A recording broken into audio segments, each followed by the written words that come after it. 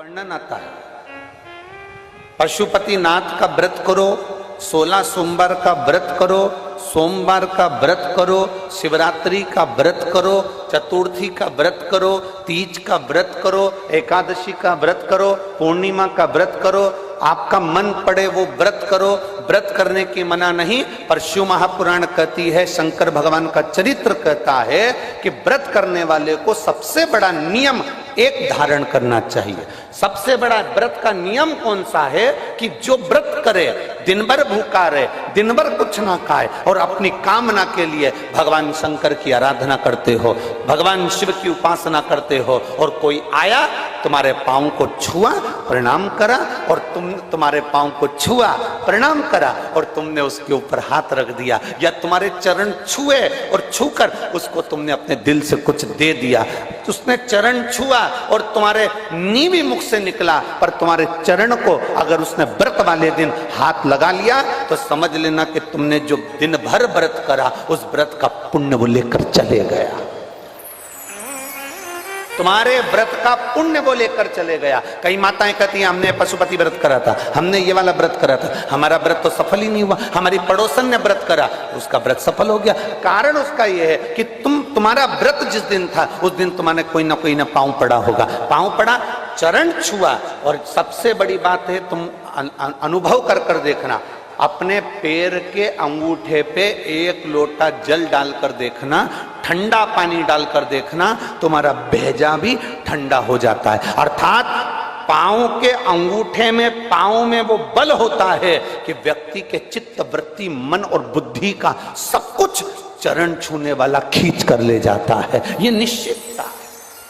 आपका पुण्य वो खींच कर ले गया, आपके व्रत का फल वो खींच कर ले गया, आपकी आराधना का फल वो खींच कर ले गया, आपकी साधना का फल वो खींच कर ले गया।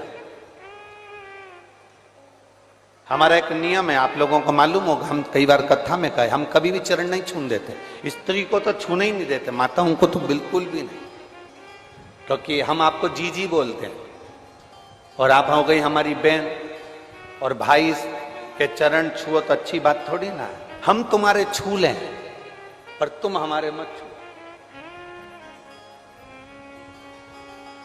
और हम जितने भी भाई लोग बैठते हैं इनको जीजा कहते हैं, इनसे हम हमारे चरण छुआ लेते हैं, क्योंकि जीजा और साले की चल जाती है,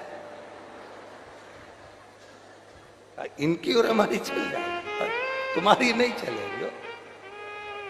चरणक की बड़ी मात है।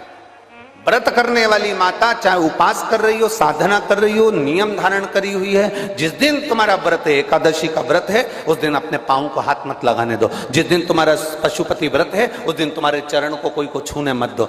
जिस दिन तुम्हारा 16 सोमवार का व्रत है उस दिन आपके चरण को कोई हाथ ना लगाए, आपको प्रणाम कोई ना करे, दूर से प्रणाम करे, दूर से दंडवत करे, दूर से वो नमन करके चले जाए, पर नजदीक से नहीं, उसको छू कर नहीं। हमारा पूरा पुण्य वो खींच कर लेगा, पूरा।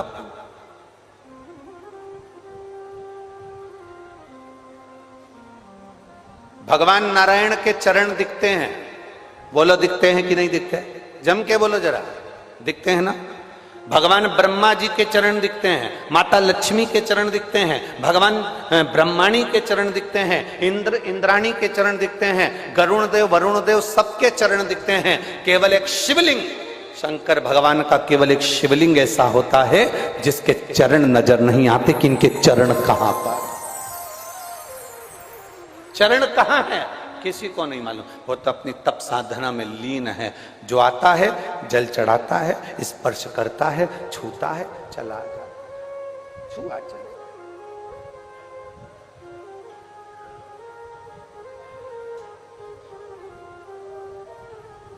एक महिला ने एक पत्र भेजा तो समझने वाला,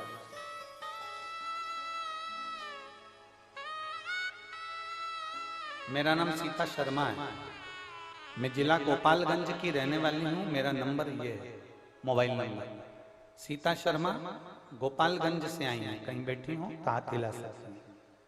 मेरा नाम सीता शर्मा है, मैं जिला गोपालगंज की रहने वाली हूँ, कहीं बैठी हैं, आप ही हैं? ऐसा हाथ हिला, आ जाओ एक बेलपत्र ले जाना। मेरा नाम सीता शर्मा है, मैं जिला गोपालगंज की रहने वाली हूँ, मेरा मोबाइल नंबर है। गुरुदेव मैं एक लोटे जल का क्या वर्णन करूं, मेरे पेट में बहुत दर्द होने के कारणवश हमने डॉक्टर को दिखाया। जब डॉक्टर ने चेक किया तो पता चला कि मेरे बच्चेदानी में गठान है, और गठान भी इतनी बड़ी है कि उसका ऑपरेशन होना जरूरी है। डॉक्टर ने जल्द ही ऑपरेशन का बोला। मेरे घर वाले चिंता में पड़ गए, गुरुदेव मेरा 3 बच्चे हैं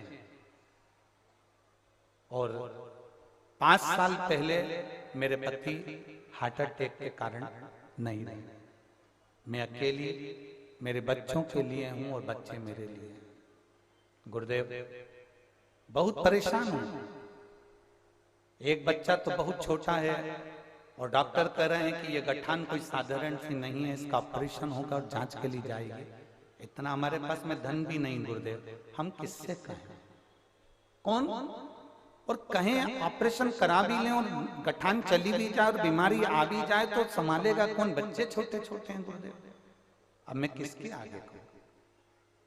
हम जिस डॉक्टर के यहाँ दिखाने गए उसी के कंपाउंडर ने, उसी के बाहर बैठे हुए एक व्यक्ति ने कहा, जी आप एक काम करो, टीवी पर कथा आती है, हम लोग मोबाइल पर सुनते हैं, आप उस महाराज को तो सुनो एक बार। हमने पहली बार आस्था चैनल पर आपको सुना। गुरुदेव आपके कहने से जल चढ़ाना प्रारंभ करा। बाबा से हम 1 महीने तक हॉस्पिटल नहीं गए, केवल रोते रहे, अपने बच्चों को देखते रहे और ऑपरेशन की तैयारी के लिए पैसा जुटाते रहे।